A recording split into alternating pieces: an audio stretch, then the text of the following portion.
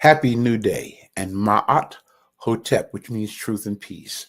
Brothers and sisters, welcome to another Sunday online NJIA Fellowship of the African Village and Cultural Center. I'm your friend, your brother. I'm Ray Hagins. I'm the host. I'm the founder of the African Village, the spiritual teacher. And hey, what can I tell you, man? Right now, I'm just a brother trying to get a job done of freeing the minds of our people. Before I get into today's program, I'm soliciting your prayers because maybe you can hear it in my voice. I am literally exhausted. Okay. I've been battling insomnia now for going on the third week. And it's really taken a toll on me, but hey, it is what it is. They don't need to give it too much glory and credit to that. I'm just doing what I have to do to try to keep navigating from day to day, one day at a time, right? But I want to open up today with a song that I wrote. I was sitting at my keyboard and just thinking about how awesome the Most High is, all of the things, all of the wonderful things that has happened in my life, how God has brought me through this and brought me through that, and I put this little praise together. And it says, oh Lord, you are wonderful. Your faithfulness is all that I see. When I am not what I should be, your grace abounds to me. And that's the whole song. Those four little statements, right? So let's kind of usher ourselves into getting ready for today with this little praise, okay? Yeah, and just kind of hone in on it if you can. Here's how it goes. Oh, Lord, you are wonderful. Your faithfulness is all that I see. When I am not what I should be, your grace abounds to me. That's the whole song. Oh Lord, you are wonderful. Your faithfulness is all that I see. When I am not what I should be, your grace abounds to me. You got it? Oh Lord, you are wonderful. Your faithfulness is all that I see. When I am not what I should be, your grace abounds to me. Last time, come on. Oh Lord,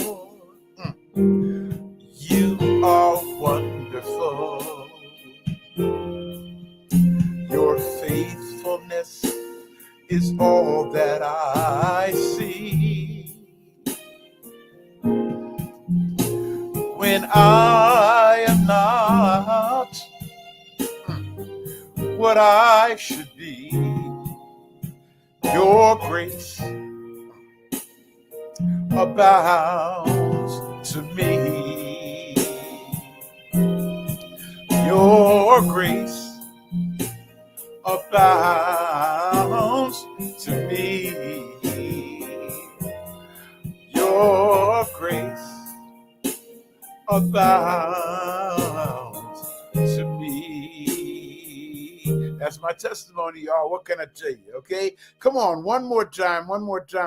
God allowed us to come together one more time. Okay, let's lift our voices together and sing it like we mean it. Oh, what happened here? Where did it go? Okay, I pushed the wrong song, right? One more time. Here we go.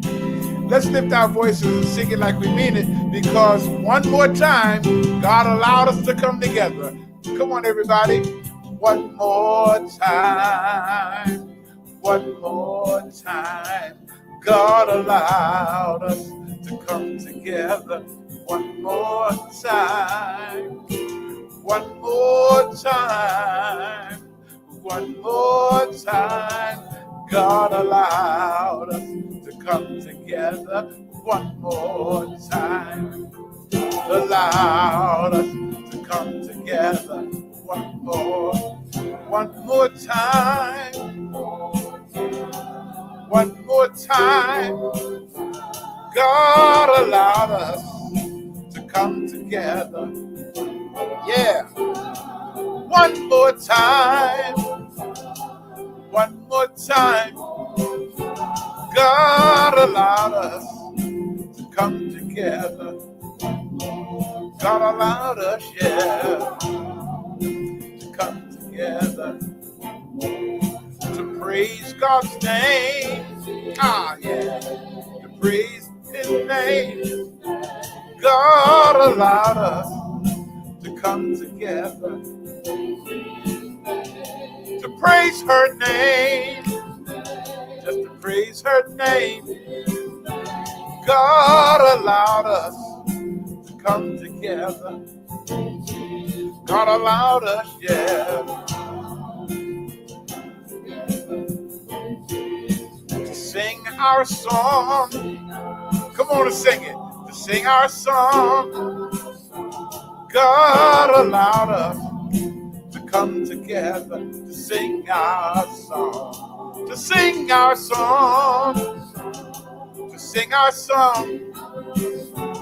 God allowed us to come together.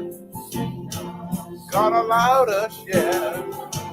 Now let's put those hands together. Come on, everybody. To clap our hands. To clap our hands. God allowed us to come together. To clap our hands. To clap our hands. Yeah. To clap our hands. Oh, God allowed us to come together. God allowed us, yeah. Everybody say one more time. Just one more time. God allowed us to come together. One more time. One more time. One more time. Oh, God allowed us. God allowed us, yeah, to come together one more time. God allowed us, yeah. Oh, yeah. Just to praise her name. God allowed us, yeah. You've been so good and kind. God allowed us, yeah. Oh, yes, He did. God allowed us, yeah. Oh, yeah. God allowed us to come together. One more time.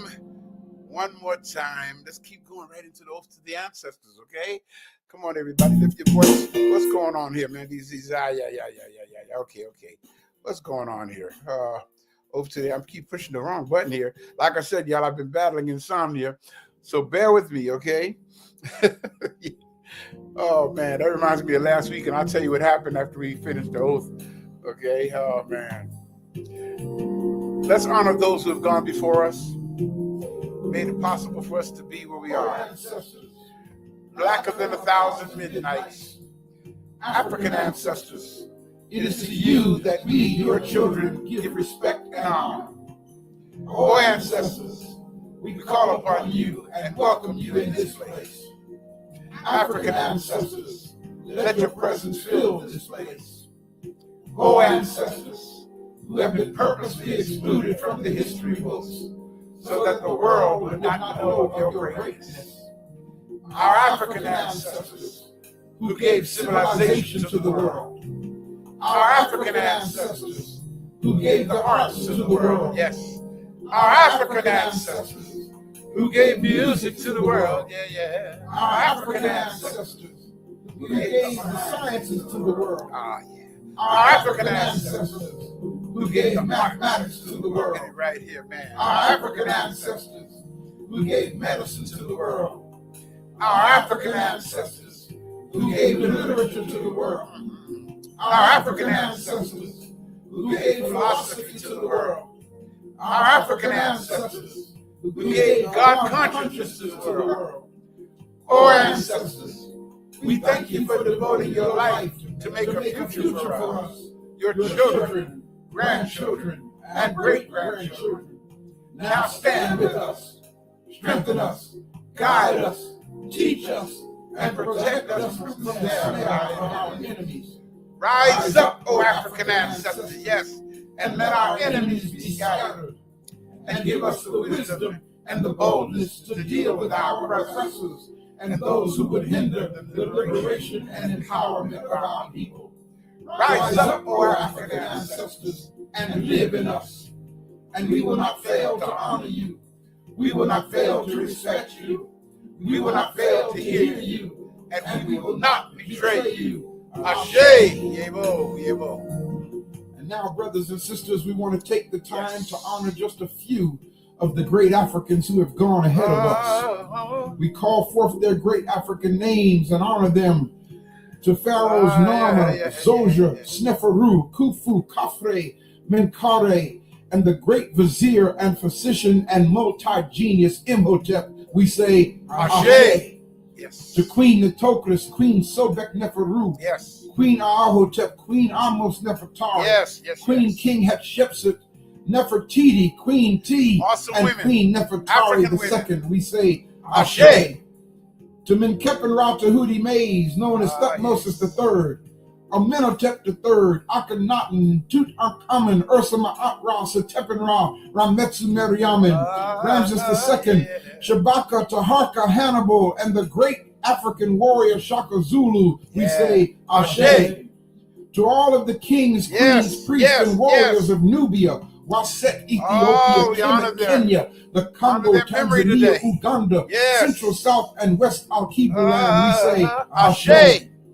To the more than 600 million Africans whose lives were lost in the European invasions of Africa and in the Middle Passage, we say Ashe. To the more than 300 million who have since lost their lives to racism and hate crimes, we say Ashe. To Harriet Tubman, Ashe. Frederick Douglass, Ashe. Mary McLeod Bethune, Ashe. Nat Turner, Ashe. Fannie Lou Hamer, Ashe. Sojourner Truth, Ashe. Carter G. Woodson, Ashe. Booker T. Washington, Ashe. Dr. Charles Drew, Ashe. Noble Drew Ali, Ashe. Benjamin Banneker, Ashe. George Washington Carver, Ashe. Bishop Richard Allen, Ashe. Bishop Charles Harrison Mason, Ashe. Howard Thurman, Ashe. Mother Mahalia Jackson, Ashe. The Honorable Marcus Mosiah Garvey, Ashe. Benjamin E. Mays, Ashe. Langston Hughes, Ashe. Medgar Evers, Ashe. Paul Robeson, Ashe. Dr. Martin Luther King, Ashe. Malcolm X, Ashe. Thurgood Marshall, Ashe. Mother Clara Hale, Ashe. Adam Clayton Powell, Ashe. The Honorable Elijah Muhammad, Ashe. Dr. Amos Wilson, Ashe. Dr. John Henrik Clark, Ashe. Dr. John G. Jackson, Ashe. Dr. Shikanta Diaz, Ashe. Dr. Chancellor Williams, Ashe. Dr. George G.M. James, Ashe. Patrice Lumumba, Ashe. Kwame Ture,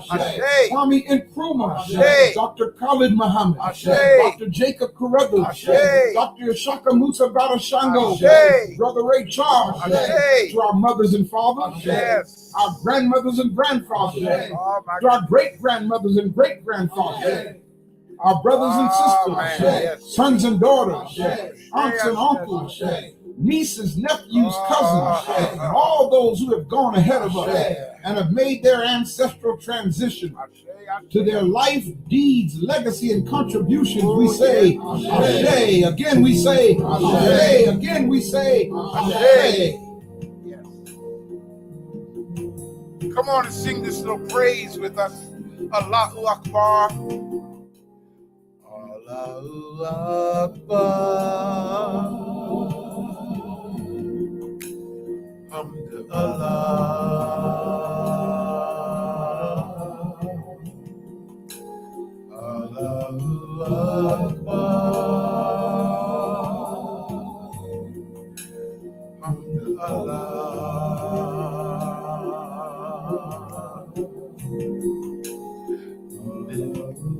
God is great and he's worthy to be praised. I say hallelujah. God is great and he's worthy to be praised.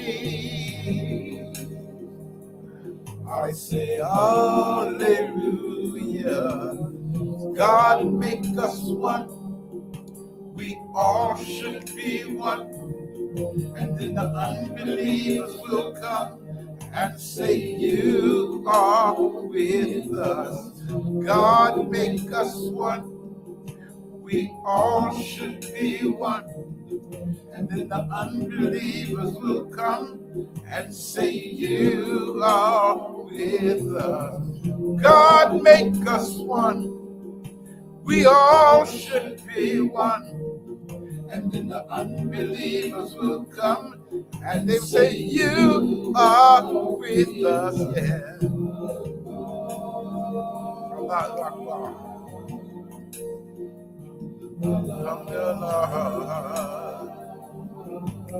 Yeah.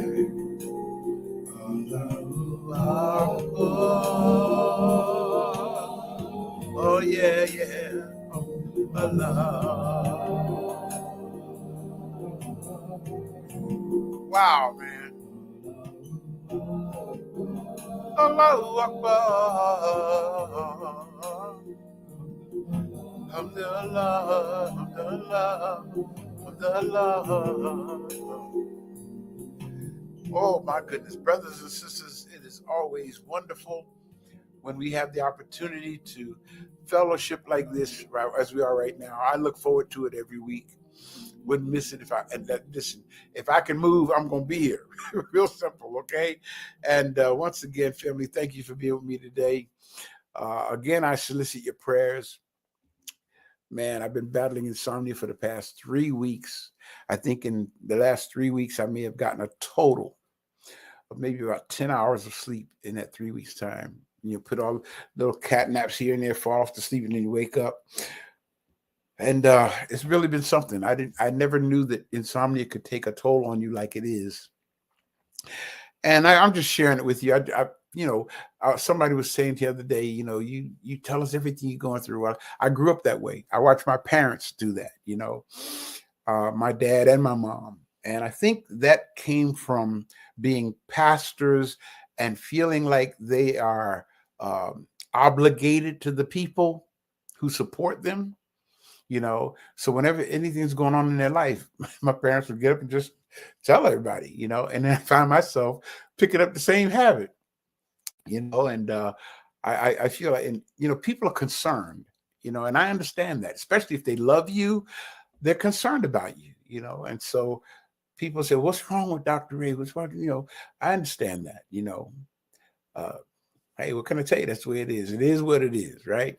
So forgive me if I'm just being too transparent, but hey, this is me. What can I tell you? What can I tell you? This is Ray Hagins, and I am thankful for all of you guys who are here with me, Oh my goodness. Listen, last week, when I concluded the message and I came back on the screen, there was no sound. I didn't realize that there was no sound. Because I'm watching, I'm on camera. I'm not reading all of the text and everything that's coming in. And I saw all of that after we went off the air. That there's no sound, can't hear you, doctor, can't hear you. All on my phone everywhere, I said, oh wow, I felt so. So when I went back to look at it, I saw that it was muted. And what had happened is, like I said, I've been battling insomnia. So while the message was airing, okay, I fell asleep. And I woke up and I was getting ready to go off and I was a little disoriented and trying to get myself ready to come back live. I forgot to unmute my mic.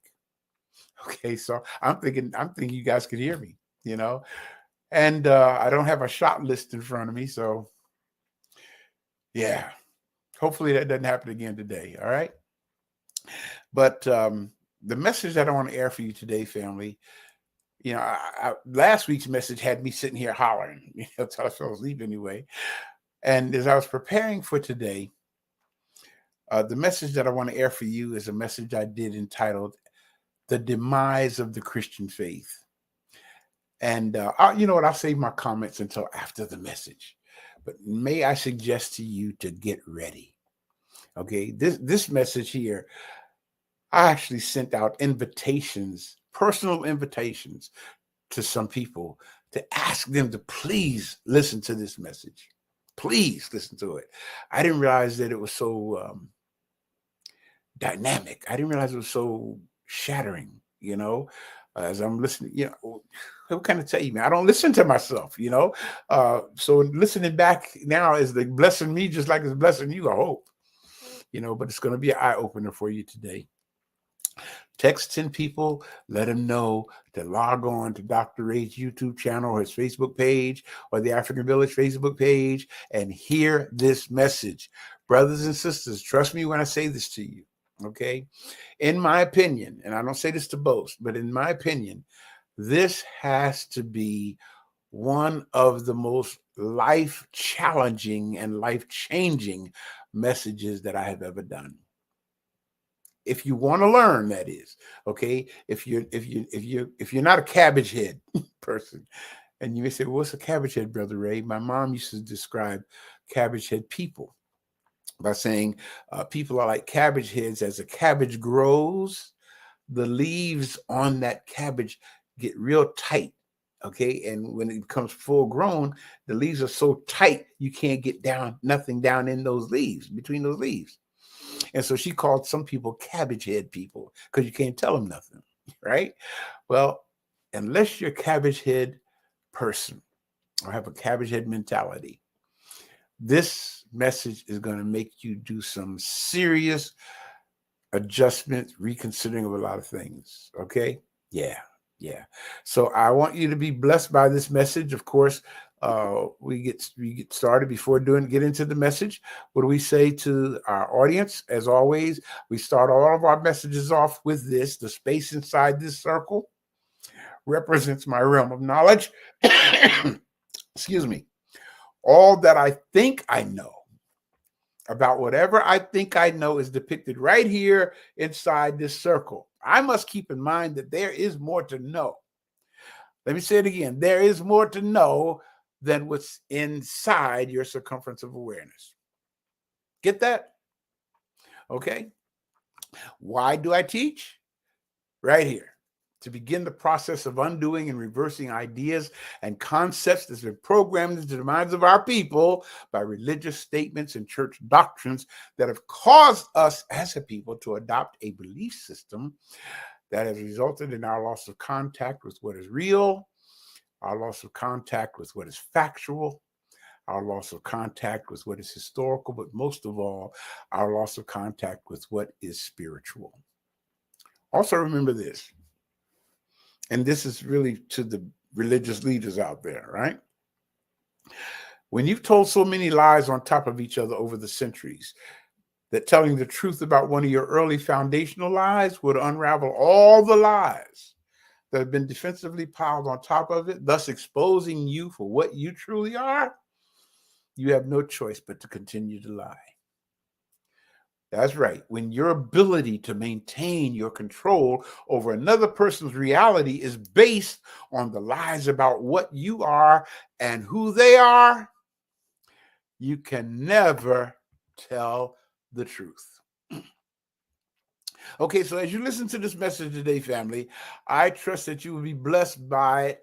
Okay, the subject again is the demise of the Christian faith. Yeah, like it or not, y'all, like it or not, the Christian faith is, hey, and as we listen today, you'll understand why I say that.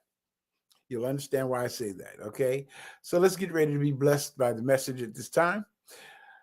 Oh, yeah. All right. I'll talk to you guys soon. Subject for today is the demise of the Christian faith.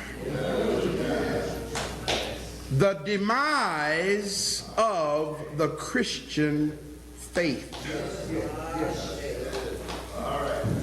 Now, can I go on and be bold? And tell you what's happening? Within the past 4 months, I've spoken with approximately 12 to 15 pastors from various denominations who have explained to me that there's been a drastic decline in their church membership. Now here's the deep thing, y'all. Each one of them had pretty much the same concern or complaint as the others. The three major reasons that I've heard from these ministers is people don't love the Lord like they used to. That's the first most common complaint I've heard. And the first person I heard that from was my mom. The second most common complaint that I've heard was that people are unstable. People are weak-minded or won't commit themselves. And the third most common complaint is there's a spirit of disobedience in the church today. Folk don't want to obey their leader. Now, there's no doubt that there is a major decline in church attendance. Yeah, that's right. It's happening everywhere. At one point, I took it personal, and I thought, it was in my ministry. But I found out that it wasn't just my ministry. It's happening everywhere. But I submit to you, and those who are watching me on television, pastors, teachers, religious leaders, that the major reason why people are becoming disgruntled, discontented, dissatisfied, displeased, unhappy, irritated, and angry with their church is because people are finding out that the hope that they have been given is not real. It's a false hope. You see, y'all, nothing is more devastating to a person than to find out that they've been lied to. Can I get a witness? Nothing is more devastating to a person than to realize that they've been misled, that they've been deceived, or that they've been manipulated. That's devastating. So this is not about the fact that people don't love God like they used to. I found out that people do love God. This is not about people being unstable and weak-minded, and I do agree that there are some unstable people. If you look at some people, you'll see that they don't stay on the same job long. They move from one house to another every 3 to 4 months. Some people are just unstable. So don't expect stability when they walk into a church. But this is not about people not wanting to obey leadership. This is about people who have given their life and their substance to something that they are finding out does not stand up to the test of scrutiny. Doesn't stand up to critical analysis. Doesn't stand up to the challenge.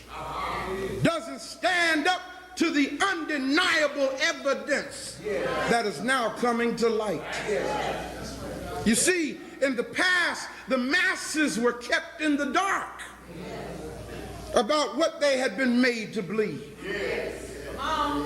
In fact, it wasn't until the mid to late 16th century when the incredible Bible was finally made available for the common man, as they say, to read. We need to ask ourselves, why did the Bishop of London send out an order that all copies of the Bible were to be confiscated? Why did he do that? Why did they send out an order that the clergy is to burn all of the Bibles? Why did they issue such an order? In fact, if anyone was caught with a Bible, the penalty was death by burning. Now that's some deep stuff, y'all. Late 16th century. If you got caught with a Bible, you could be burned at the stake. Now, of course, I'm talking about the Christian church. And when I say the Christian church, I mean the Roman church. You see, the truth is the clergy realized that if the people had access to the book and they could read it for themselves, that the program of control would come to an end.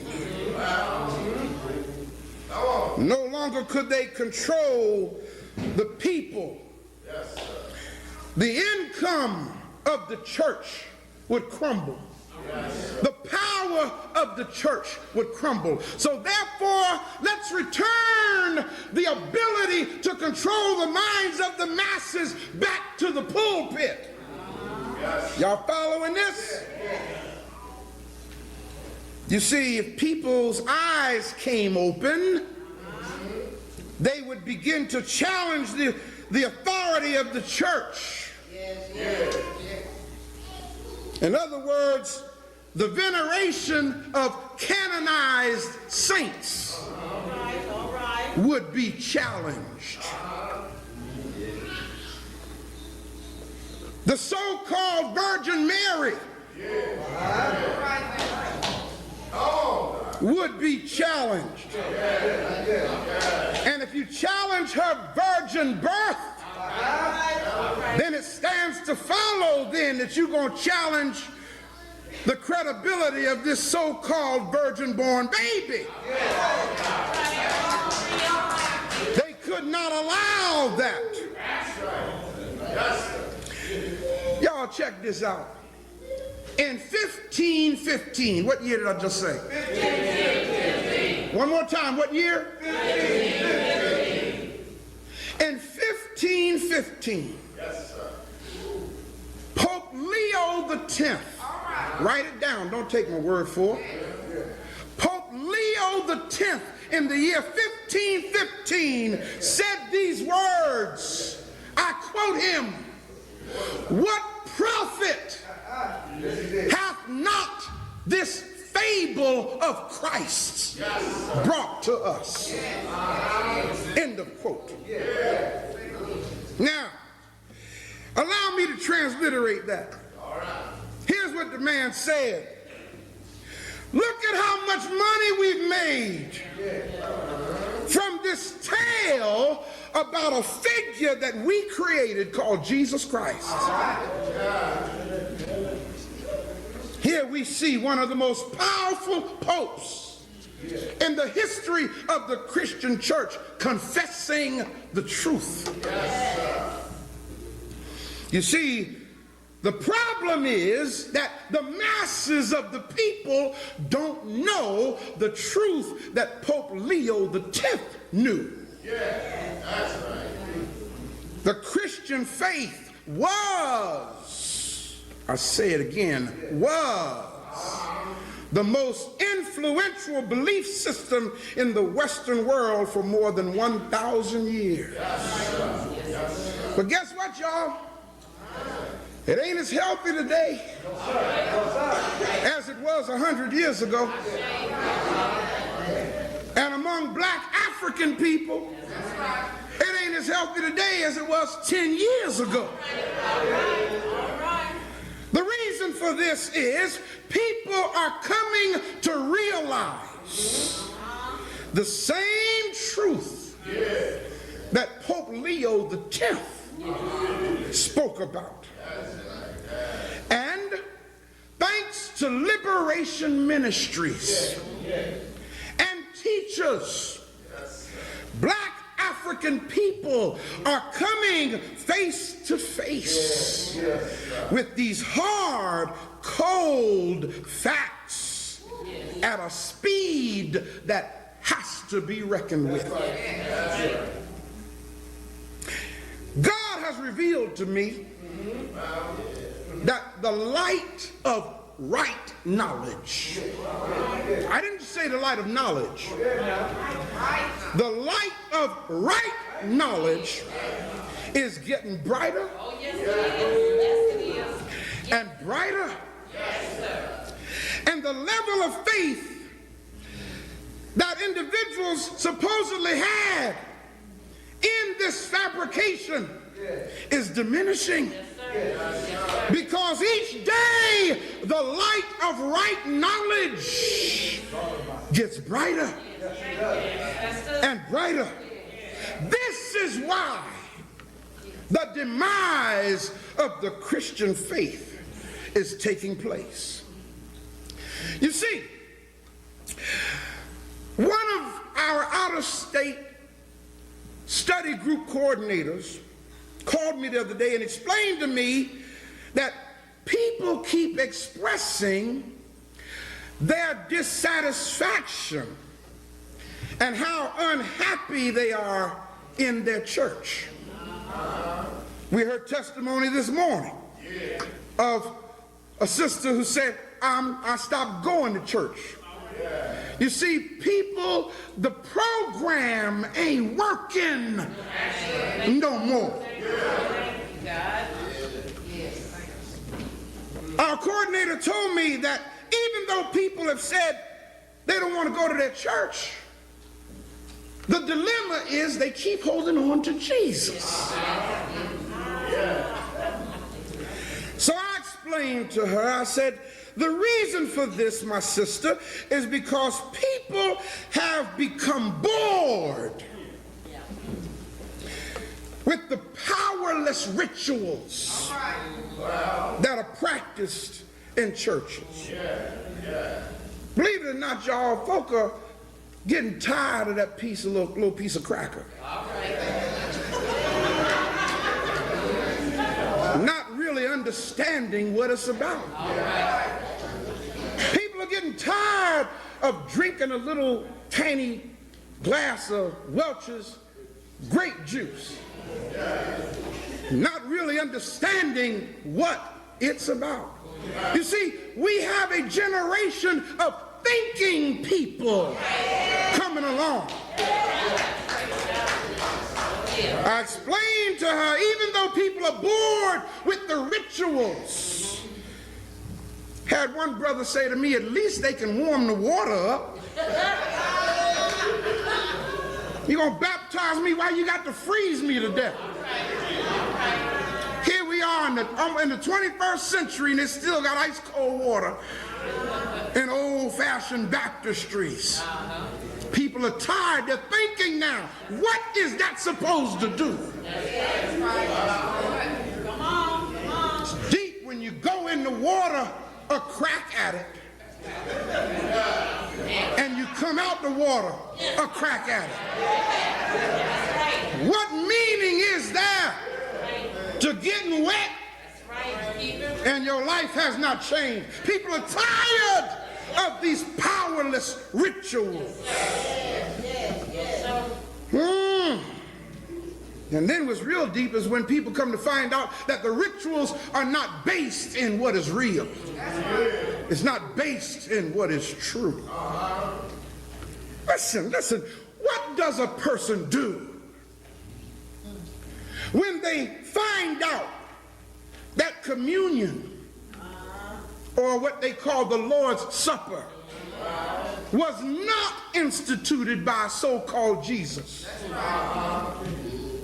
What does a person do when they come to understand that this ritual was actually in honor of a white pharaoh called Ptolemy the Fifth, Epiphanes, nicknamed Eucharistos? See, I wasn't taught that growing up. I was taught that Jesus instituted this, but when I did my homework, good Lord have mercy, come to find out that almost 2 centuries BC, they had a coronation ceremony for a European pharaoh known as Ptolemy the Fifth, Epiphanes, and his nickname was Eucharistos, and that's where they got the word Eucharist from. At his coronation, they instituted a ritual of eating flesh and drinking blood. And the Roman Church carries that same ritual out in what is known today as the Mass or communion. Don't take my word for it. Look up the Rosetta Stone. Write it down. The Rosetta Stone. Go do your homework. That's right. All of it's right there on the Rosetta Stone. Yes, sir. What does a person do when they come to realize that Barabbas and Jesus was the same person? Oh, let me blow your mind for a moment. Even though it's a fictionalized story, they taught us that the crowd stood outside and said, "Give us Barabbas." Yes. But they didn't tell you that Barabbas' first name was Jesus. Go do your homework. Oh, it's a mind blower. And then when you do an etymological study of the word Barabbas, you see that it is 2 words, not one. It's the word Bar-Abba. Yes, sir. They turned it around and made it Barabbas. In Jewish custom, the prefix bar means the son of. Abba means father. His first name was Jesus or Jesus. When you put it together, you got Jesus, the son of the Father. What do you do when you find out that is one and the same? So the people stood outside and said, "Give us Jesus, the Son of the Father." Yes. Although fictionalized. What does it do to a person when they come to realize that the so-called first man on this planet, who we've been all taught to call Adam, never historically existed? That messes up everything. When the beginning of your history starts with a fabricated individual, then you come to realize that the whole system you believed in is fabricated and it's a lie. What does it do to a person when they come to find out that the word Adam comes from the Hebrew word Adama, which simply means mankind in Hebrew, not in Swahili? To add insult to injury, what does it do to a person when they find out that what they thought was a unique, original, inspired writing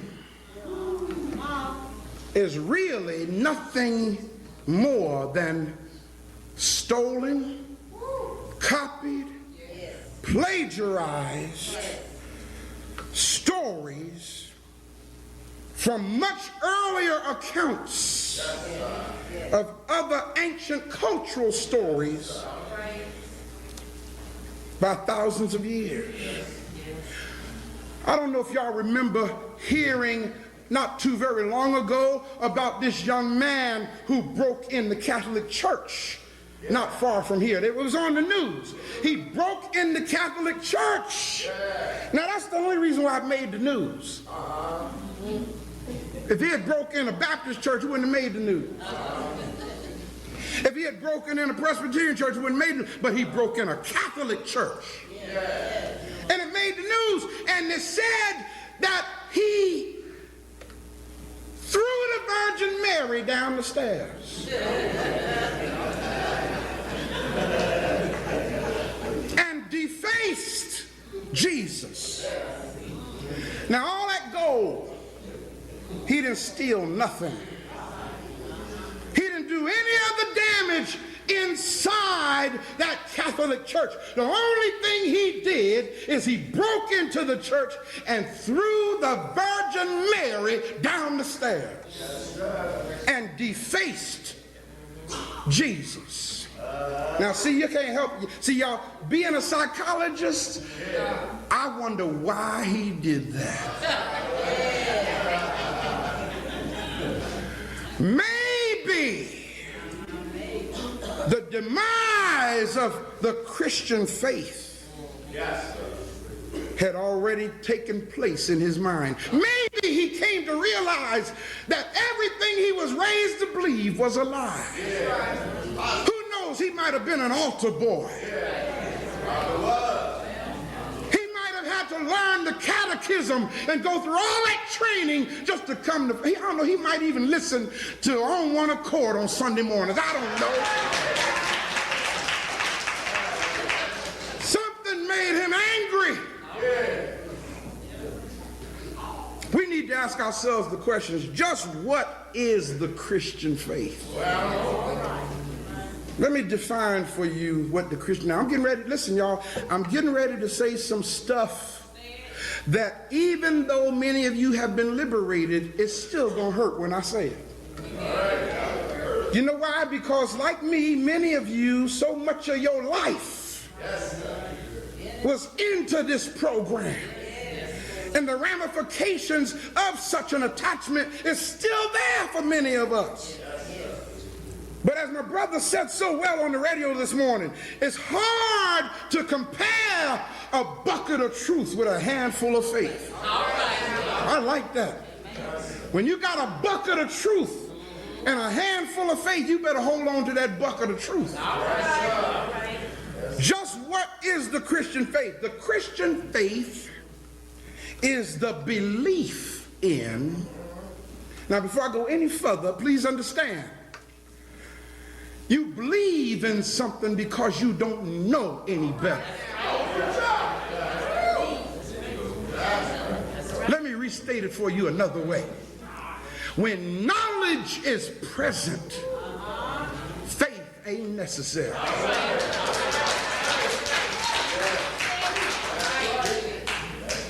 You don't need to believe that I'm holding a cloth in my hand. You know I'm holding a cloth in my hand. But now as deep as when I show you my hand and say, there's a cloth in my hand, just believe it. And you looking at my hand and you don't see no cloth, but yet you believe it anyway, and you're willing to die for the fact that I'm holding a cloth in my hand, and you looking at it and it ain't there. All right now. Oh, that's where we were. You're right. Yes. The Christian faith is the belief in, check this out, a set of doctrines or teachings that were determined and decreed by bishops of the Roman Catholic Church. Not one of them was black. You need to understand this. Yes.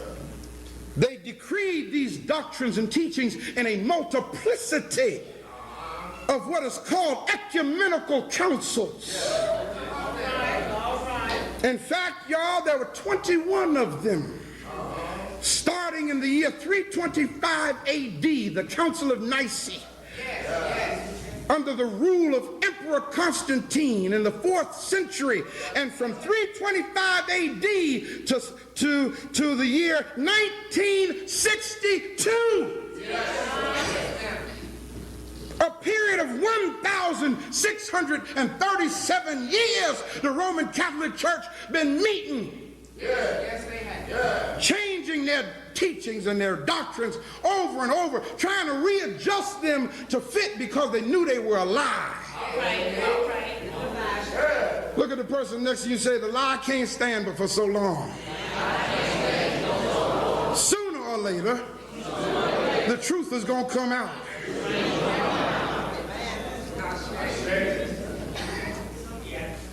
From the First Council of Nicaea in the year 325 AD to what is called Vatican II, or the Second Vatican Council in 1962.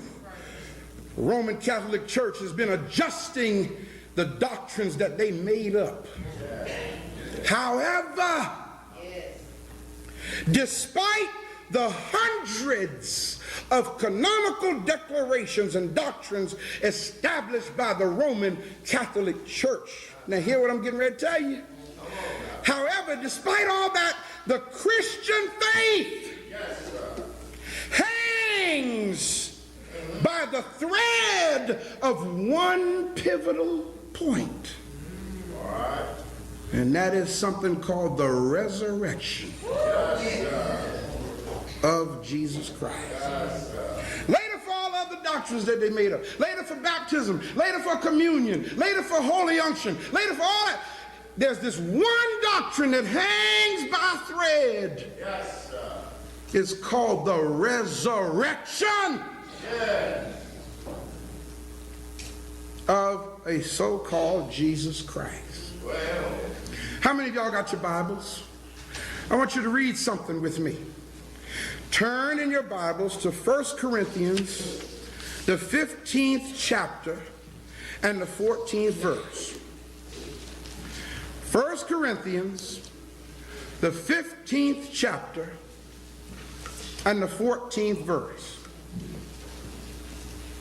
One more time. 1 Corinthians, the 15th chapter and the 14th verse. If you have it, say Ashe. Somebody who reads nice and loud, who got a good loud voice. Oh, go ahead, Karen, since you're standing, go right ahead. What does it say?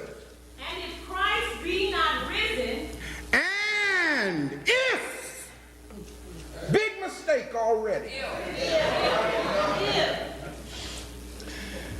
And if Christ be not risen, what does it say? then is our preaching vain, Our preaching is in vain, and your faith is also vain. and your faith is also vain. That's all that verse says. What a thing to say if he did get up. If he had rose from the grave. Let's put it this way. If I knew that somebody rose from the grave, I wouldn't be saying if he didn't get up. I'd be saying he got up, believe it or not. The question, the challenge here is, and if Christ be not risen. Let me transliterate this for you. Transliterated, it would say it this way. If Jesus Christ died and never rose to life, then Christianity is a fraud.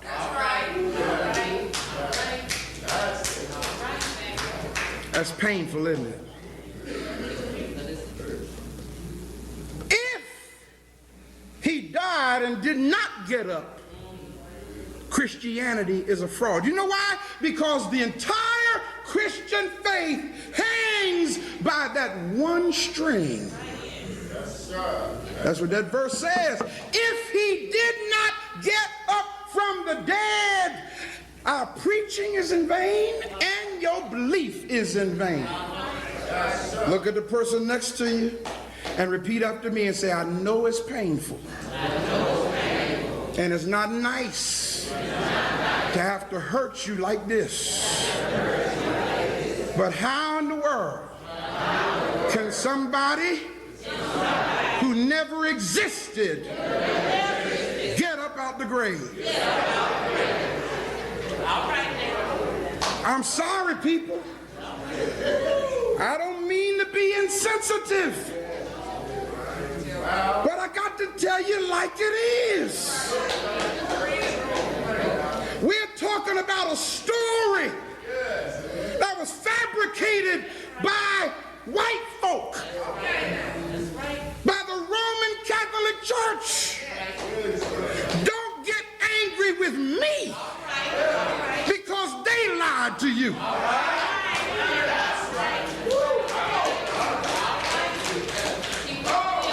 One brother said, am I become your enemy because I tell you the truth? Yes, sir.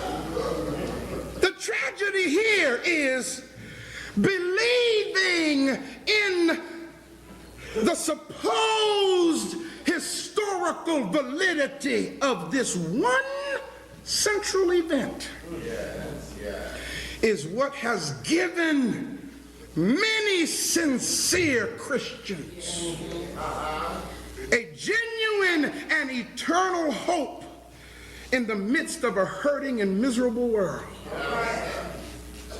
Many people that you try to reach with the truth, the only thing they have to hold on to is the belief in that one string called the resurrection. And guess what, y'all? Y'all ever see the cartoons when they're hanging on by a thread, and then the thread or the rope starts unraveling? You know, and it's about to pop at any moment. That's what we are here. Yes, sir. Yes, sir. Praise God. Yes, sir. The very thing I just described to you, scholars know this, and they put it in a movie called The Body. We showed it here. The Body. It's a story, it's a movie about the fact that the resurrection never took place. And the Roman Catholic Church was prepared to take military action to keep that lie covered up. Go get the movie. One of the tragedies in the movie was one of the scholars of the Roman Catholic Church, when this evidence, undeniable evidence, was presented to him, he couldn't take it. And he went up on the roof of the temple and stood there and made the sign of distress.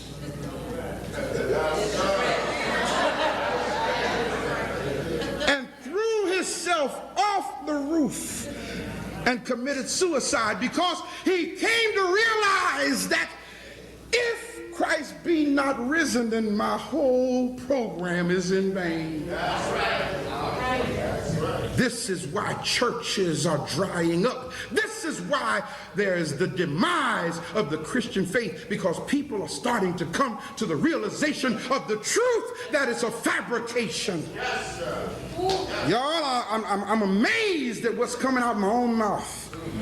Because 15 years ago, I would have punched myself in the face for saying something like what I'm saying right now. But when you come to the knowledge of the truth, when you got a bucket full of truth, you can't compare that to a handful of faith.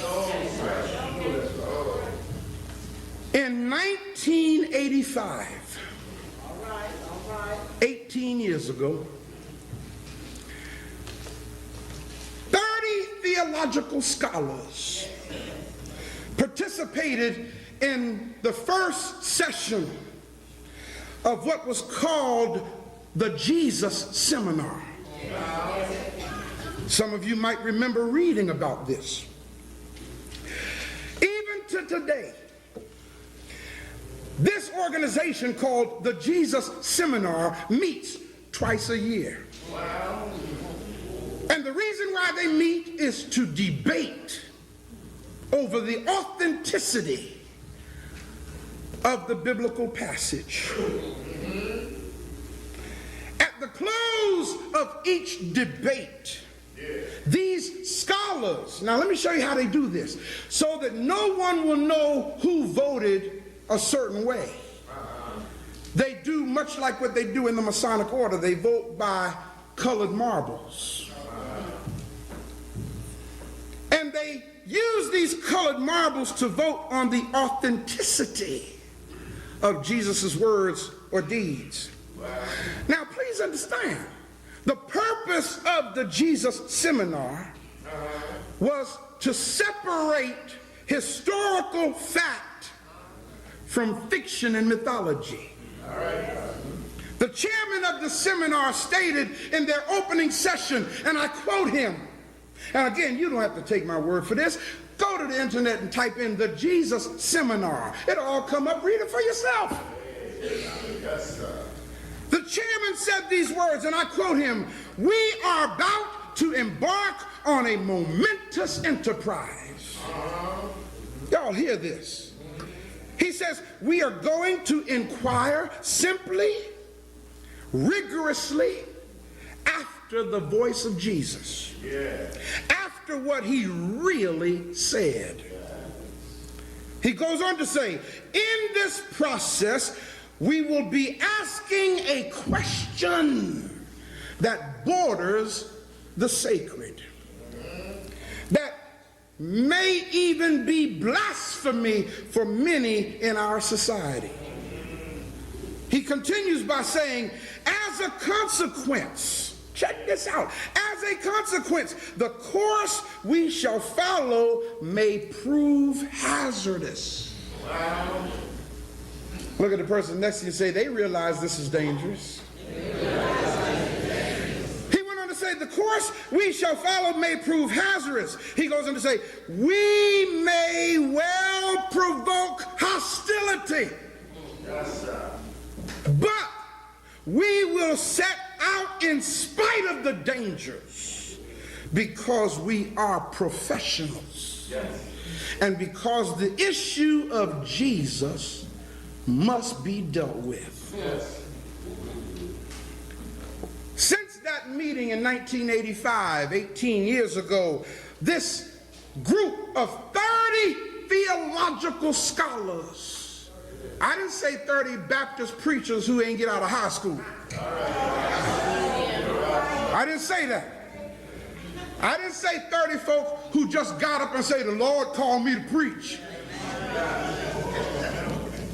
30 theological scholars of the Jesus seminar have concluded, and I quote, that the resurrection of Jesus from the dead, the virgin birth, all the miracles found in the gospel accounts, and over 80% of the teachings normally attributed to Jesus are all false.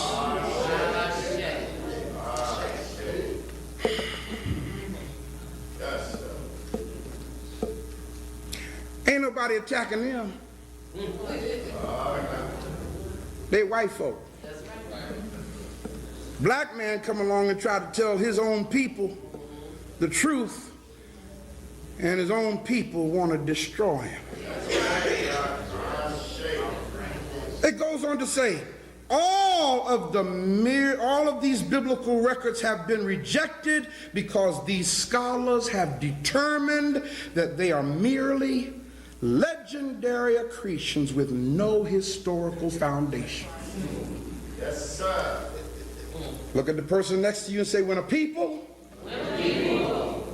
don't have a past, they must create myth to supplement the facts of their existence.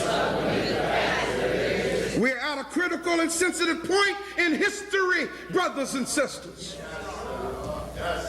The lie has landed.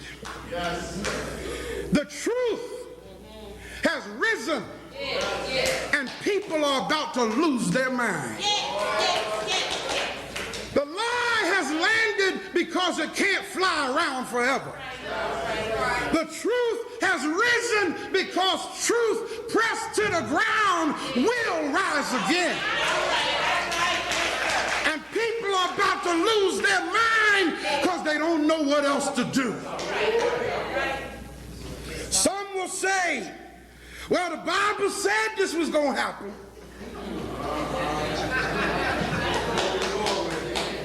Bible said there's going to be a great falling away. Well, brothers and sisters, I do agree. Yes, an apostasy is taking place. But that's a good thing. Oh, follow what I'm saying. There's nothing wrong with the word apostasy. For you see, the word apostasy simply means to abandon or turn away from what you used to believe. Oh, shucks now. So therefore, in context of the definition of the word apostate or apostasy, oh, y'all, I have to confess to you. I am an apostate. I have to confess I'm guilty of the charge of apostasy. You know why? Because I have abandoned the lie that was taught to me. I have turned away from the lie that was taught to my mama and my daddy. I have turned away from the lie that was taught to my grandparents. I abandoned the lie that was taught to my great-grandparents. Yes, I am an apostate. All right now. But that's a good thing. Because before I became an apostate, I was in bondage. Before I became an apostate, I had to try to be what racism said I'm supposed to be. Oh, shucks, y'all don't hear what I'm saying? Just like me, the eyes of my African brothers and sisters are coming open to the truth. No longer, my African brothers and sisters, can you allow yourself to be psychologically and spiritually deceived.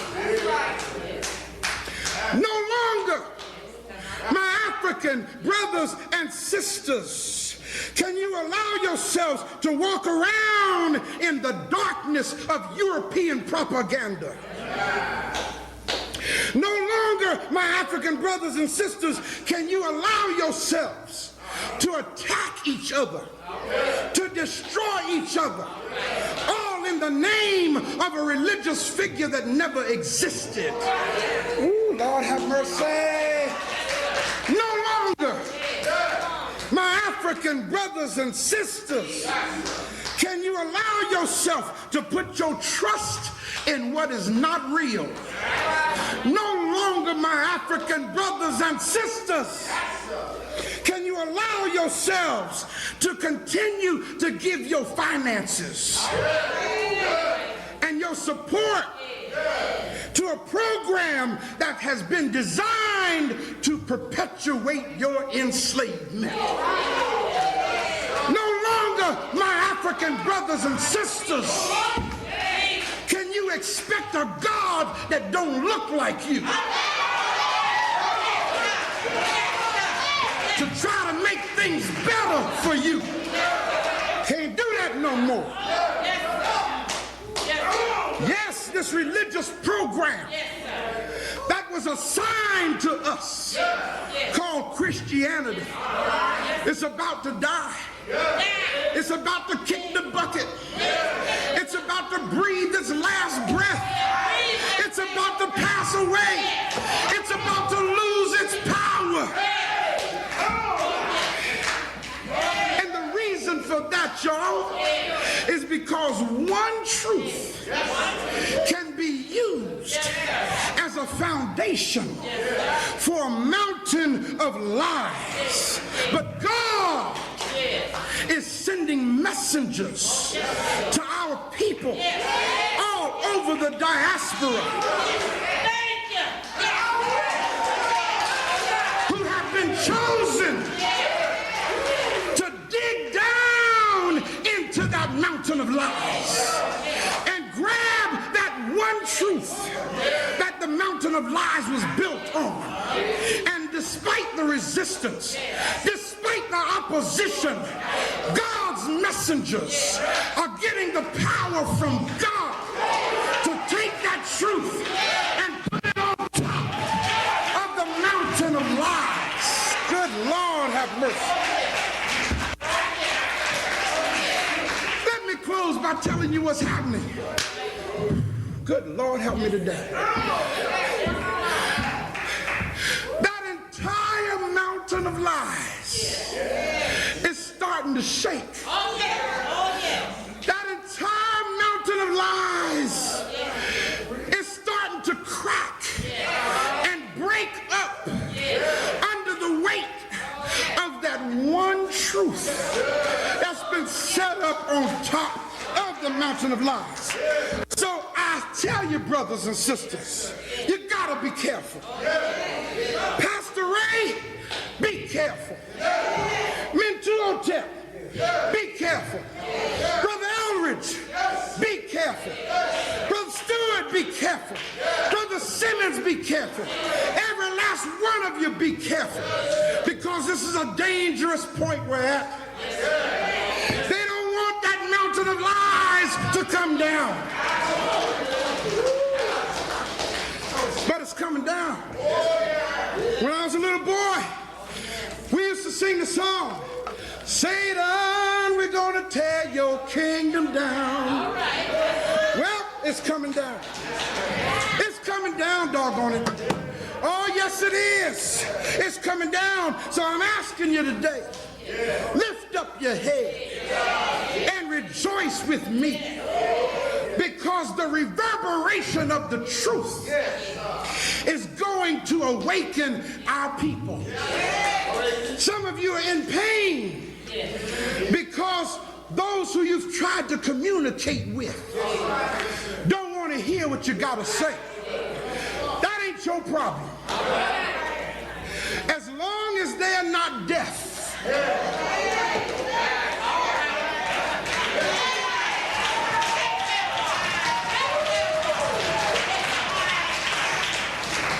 As long as they can hear sound.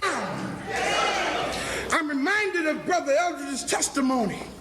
He used to say to me, bruh, Doc, my wife is having a hard time with this, but I leave the computer on so she can hear the teaching. That's what does it, y'all. Truth. The reverberation of the truth.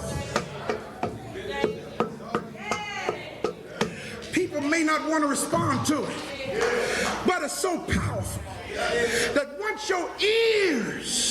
once it reaches your eardrum, your brain takes over from that point. Like it or not, your brain grabs hold of what your eardrum heard. And even though it messes with your paradigm, you may walk around with your lip hanging out, but your brain is digesting what your eardrum heard. And I got news for you. I'm happy today. I'm happy because I see the awakening taking place. Our people got to wake up, because God's truth will not return to him void, but it will accomplish that what it was sent to do. And because of that, Africans and Africa will be free. Ashe.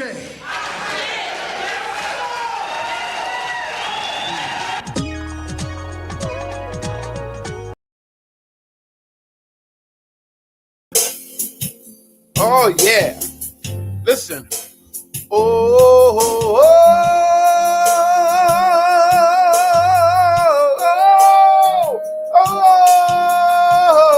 oh, yeah, yeah, yeah. I wish I knew how it would feel to be free. I wish I could break all the chains that's holding me. I wish I could say all the things I want to say. I'd say them loud and I'd say them clear so the whole world could hear. The knowledge of the truth will make us free. That's how Africans ought to be. Walking every day with right knowledge in our mind. The knowledge of the truth will make us free. Yeah, that's how Africans ought to be. Living every day. Oh my goodness. I wish I could share all the love that's in my heart. I'd remove all those things that keep us apart. I wish you could know what it means to be me. Then you'd see and agree. Every African should be free. The knowledge of the truth will make us free. That's how Africans ought to be. Walking every day with right knowledge in our mind. The knowledge of the truth will make us free. Oh yeah. Living every day in the power of our mind. I wish I could live like I want to live. And I wish that I could give all the things that I can give. And I wish I could do all the things that I can do. Even though it's way overdue, I'd be starting anew. Yeah, that's how Africans ought to be. Walking every day, right knowledge. Oh, the knowledge of the truth will. Yeah. Living every day in the power. Listen, I wish I could fly like a bird in the sky. Oh, how sweet it would be if I found out that I could fly. I'd soar to the sun and look down at the sea. And then I'd sing because I know what it feels like to be free. The knowledge of the truth will make us free. That's how Africans ought to be. Walking every day in our mind. The knowledge of the truth will make us free. Yeah. Oh, shucks. Living every day in the power. Let me say that verse again. I wish we could fly like birds in the sky.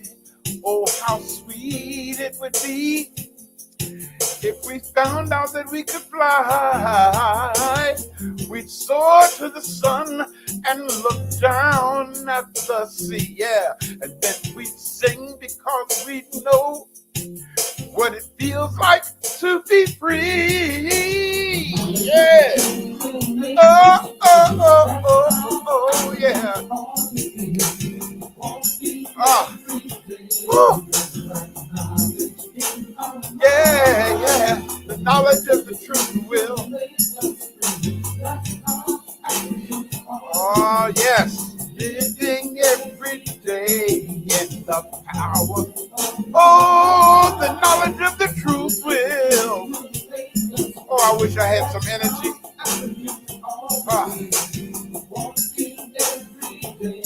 With the right knowledge. Yeah, yeah, yeah, yeah. how Africans ought to be. Living every day in the power. Oh, the knowledge of the truth will make us free. Yeah. Oh, it's right knowledge. Oh, the knowledge of the truth will make us free. Living every day in the power. Oh, you got it, family. The knowledge of the truth will make us free. That's how Africans ought to be. Walking every day with right knowledge. Yeah, yeah, yeah, yeah. The knowledge of the truth. Gotta be free. You and me. You and me. We must be free. We must be free. Africa and Africans must repeat after me. We gotta be free. We gotta be free. You and me. You and me. We must be free. We must be free. Africa and Africans must be free. We gotta be free. We gotta be free. You and me. You and me. Oh, we must be free. We must be free. Africa and Africans must be free. We gotta be free. We gotta be free. Oh, you and me. You and me. We must be free. We must be free. Oh, Africa and Africans must be free. We're gonna be free. Oh, you and me. Oh, we're gonna be free. Africa. We gotta be free. We gotta be free. You and me. Oh, we must be free. We must be free. Yeah, man. Woo! Oh, brothers and sisters. You know, as I was listening to that message, oh man, I said, no wonder the black preachers in St. Louis marched against the African village. Yeah, man. I remember when the preachers there said, man, we're going to stop you one way or another if it's the last thing we do. Never been threatened by preachers before, right? But hey, that doesn't bother me. Got to tell the truth, you know, and the truth speakers are under attack, you know, and that goes with the territory of being a truth speaker. You know, I've been noticing on this week, of course, you know what I'm going through, right? And it's a spiritual thing, man. Let me tell you what spiritual warfare is in a nutshell. Spiritual warfare is opposition that originates in the spirit realm, but it's manifested in the physical realm. Did that make sense? Okay. You know, like what I'm going through even physically here, you know, I found out this week that our dear elder and friend, Professor James Small, was hospitalized. I received word that our brother there in Detroit, Minister Malik Shabazz, had a heart attack and he's hospitalized. I said, man, what's going on here? What's going on? You know, one of the greatest minds I know, Bishop Carlton Pearson, is under physical attack as well. I said, man, look at this. Wow. But nonetheless, we're going to do our work. You know, I'm going to do mine. You can rest assured of that. I'm going to do mine until I can't do it anymore. And like you often hear me say, you know, one day at a time. You know, of course, the doctors gave me a death sentence, so to say, that, you know, if I don't get on dialysis immediately, I won't even last a month. Well, here I still am. You know, I have my ups and downs, but hey, I give all praise and glory to the Most High, you know, as I try to fight this thing. And I'm going to fight it until my time is up. And hey, what can I tell you? I just pray that there are those of you out there who would take up this mantle, take up this responsibility, take up this message and get it out to the masses. Continue to, you know. Oh boy, brothers and sisters, listen.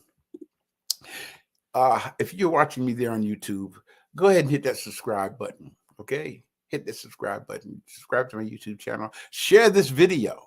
hit that share button as well. Okay, after we go off or whatever you're doing it now, hit that share button. Okay, and share it with as many people as you can. That's how we get the message out. All right, that's how we get the message out. Hit that share button. Also, I invite you to send me your email. Now, you don't have to bother to email me to tell me that you disagree with what I said. That's just a waste of your time and mine too. Okay, and as soon as I see that you're sending me an email telling me that I'm teaching wrong, I don't even read the rest of it. I'm gonna be honest with you, okay? Because to me, that's disrespecting my research and my time. Understand that, okay? And not only that, it's telling me that you did not go check out what I said, okay? You know, some of you guys who watch today, you know, verses I probably share, especially about the communion, right? And all that kind of stuff, you guys probably had a problem with that, right? Well, the truth of the matter is I had a problem with it too at first, till I verified what I came to find out. Okay. You know, so keep your emails to yourself. Now, listen, you have the right to remain ignorant. Don't get me wrong. If you want to remain ignorant, go right ahead and help yourself. Okay. But I'm not interested in your emails trying to tell me that I don't know what I'm talking about when I've spent hours and years of researching this, you know. Okay. And you probably went to Sunday school. Oh, man. Okay. Listen to us on Black Liberation Webcasting Network. And of course, it is back up. Our web domains had expired, and we're still trying to get WBLR back, WBLR.com back. We're trying to get that domain back. Somebody took it, and now they want me to buy my own domain back, right? But nonetheless, forget about that. Just go to the AfrikanVillage.org. Okay, it still goes to the same site, and hit that play arrow and listen to me teaching 24 hours a day, 7 days a week. Understand? Yeah, I've got to get this message out, man. Okay. Those of you out there who want to make donations to support our work, I certainly do appreciate that. Thank you so very much for caring enough to help us keep going. Right? Understand that. You know, WBLR or the Black Liberation Webcasting Network is very expensive, y'all. Very expensive. Okay, it costs us almost $800 a month just to run that. You know, okay. So help us with that expense. Keep getting this message out to the world. All right, as well as the expenses there at the African Village. You know, even though we haven't been meeting, can you believe we still get utility bills? It's crazy. I don't understand it, but hey, we'll deal with that at another time. But at any rate, if you're making your donation by way of PayPal, you see the address there, right? PayPal.com. The AfrikanVillage.1 is the address. Not the African Village, just AfrikanVillage1 at AOL.com. If you're making your donation through Cash App, okay, please feel free to do that as well. All right, our Cash App address is # Dr. Ray Hagins, as you see there. If you're making your donation through Zelle, okay, it's my email address, rayhagins@gmail.com. And brothers and sisters, I want you guys to know, I really do. I mean, bear with me, I'm trying to plug something in here. I really do appreciate your donations, man. You know, it helps us out a lot. Okay, so thank you for that, you know, sharing your substance with us. You don't have to do it. And we're gonna try to do this if people donate or not, because that's my passion, that's my commission, that's my assignment, you know. But when it comes down to equipment breaking down and oh my goodness, all kind of peripherals and what it needs to be replaced, that costs funds. That costs funds, you know. So, you know, when your donations are in place, it really helps us to stay on point. If you want to mail in your donation, you see the mail-in address there, African Village. Okay, the African Village, 3520 North Newstead Avenue, St. Louis, Missouri. All right, 63115. Yeah. Okay, so come on and continue to support us with what we're doing. And of course, brothers and sisters, I cannot end this without inviting you to be a part of this awesome organization, the Black Achievement Fund. Okay, we made a very big purchase last week. You know, a place so we can have our own space, our own land, to build a retreat center for our family, members of the African Village. The Black Achievement Fund and the African Village too. Yeah. You know, to just come and be a part, sit back, relax, have our own resort, our own retreat area. Yeah. So I honor my brother, my friend, Brother Hagins, who's our president and founder, for his vision and what we need to do for our economic empowerment as African people. Okay. And of course, that's Brother Archie there with his arm up in the air, awesome little brother. And when I say little, I mean in stature. Actually, he's a giant by the work that he does. Okay. So continue to be a part of that. If you're not a member of the Black Achievement Fund, come on and join. $9 a month. $9 a month. That's it. Man, you blow that in a day. When you buy a couple of sandwiches and that's gone. Okay. Yeah. So come on and let's put our money where our mouth is. We do a lot of talking. Oh my goodness. We do a lot of talking. When are we going to start doing? Okay. So that $9 a month helps us to do. It puts us in a position to go to the aid of, we're in the process of getting ready to establish a medical clinic for our people. Okay. So yeah, watch Brother Archie's vision. Okay. 2:00. I think he comes on at 2:00. Okay. At baf.solutions. See, let me get this banner out of the way.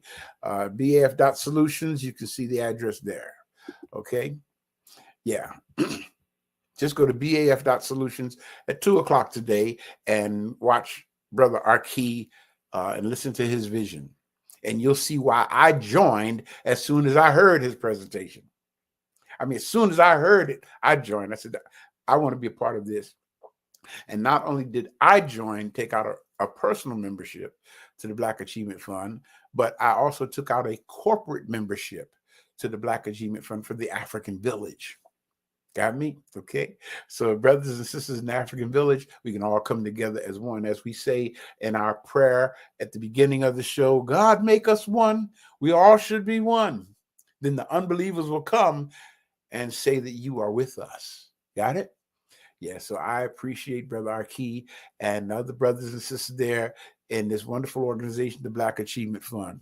Yeah. So come on, family, and be a part of this great experience with us. I've enjoyed being with you guys today. I hope that the message provoked thought for you. I hope that the message made you say, let me look deeper into this, because that's really what I want you to do. That's really what I want you to do. Okay. Look deeper. It lifted my spirits. Okay. Because when I first came on this morning, man, it's like, oh, how am I going to get through this today? And that's something, man. Listening to me inspired me. I don't say that to boast. I say that because I thank the Most High for empowering me like that. If I can inspire myself, maybe I can inspire someone else. Yeah. And I feel pretty good right now. I do. I'm still tired, and I'm sure that as soon as I go off the air, I'm gonna zonk right out. Because that's what's been happening. I'll be sitting in a chair trying to do some work, and but yet I get in bed and can't sleep at all. It's deep, man. Okay, guys, thank you for being with me today. I'm gonna get out of here now. All right, much more to all of you. I didn't get to honor our African villages and the brothers and sisters of the African village at the beginning of the program because I was distracted with my insomnia here. But I love all of you guys out there. Those of you here in the chat room, y'all are my team. Y'all are my team right here in the chat room. Okay, thank you for being in here. Thank you so very much. We're going to get out of here with our song, The African in Me Loves the African in You. When we come together, what, y'all? Ain't nothing we can't do. You know why? Because you're easy to love. Okay? So come on, let's sing it before we get out of here. Yeah. When we come together.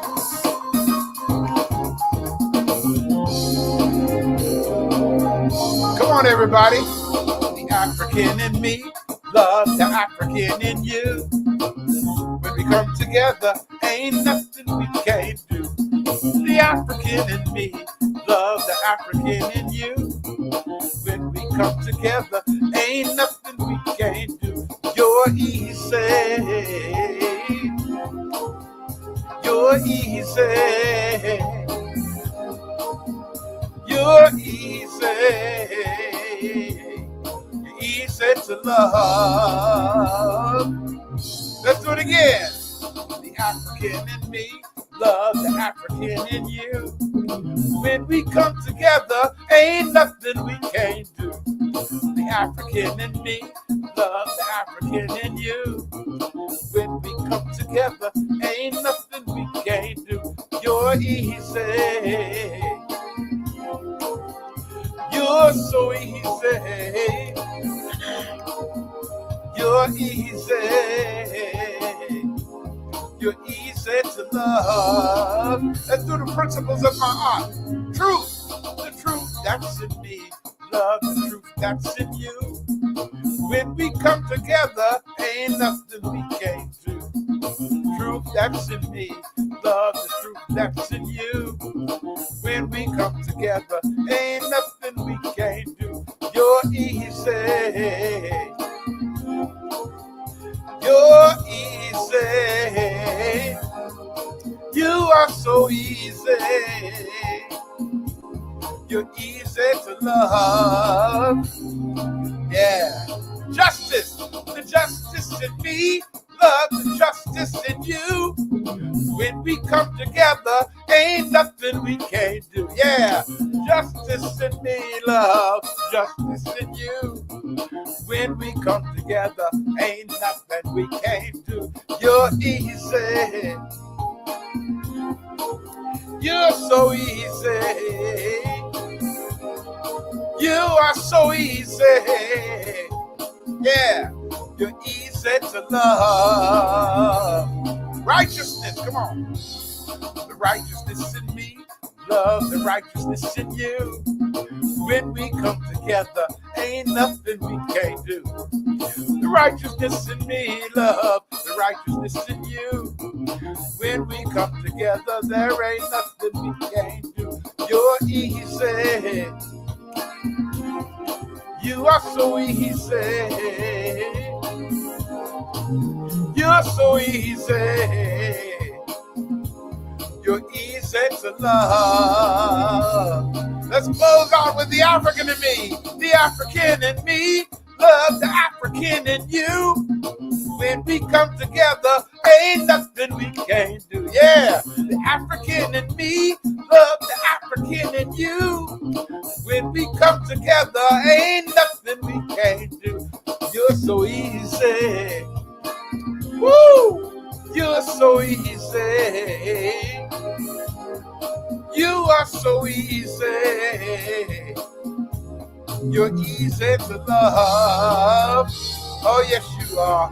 You're easy to love. Oh, yes, you are. You're easy to love. Until next week, family, you guys out there continue to stay strong. Thank you for your love and your support to Brother Ray, and we'll see you.